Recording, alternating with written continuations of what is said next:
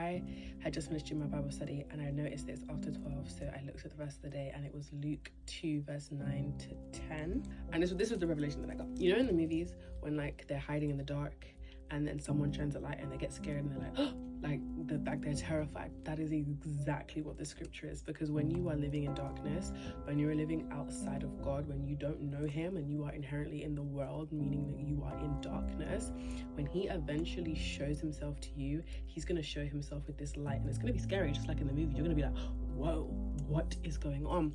But you have to realize that walking into that light is the best decision you will ever make.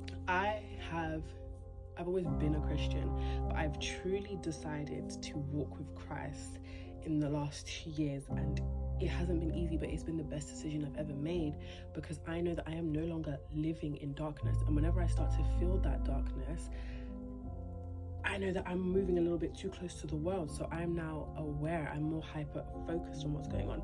Anyways, I've said all of this to say, if God reveals himself to you, because he will, he's going to reveal himself to everyone, but if he reveals himself to you, you don't need to be scared.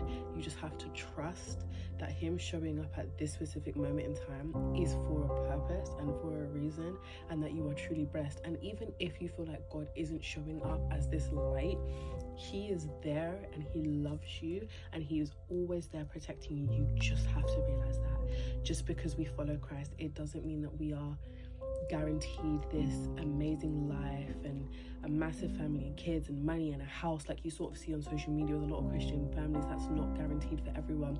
There is hardship, there is struggle. However, we were not called to suffer continuously.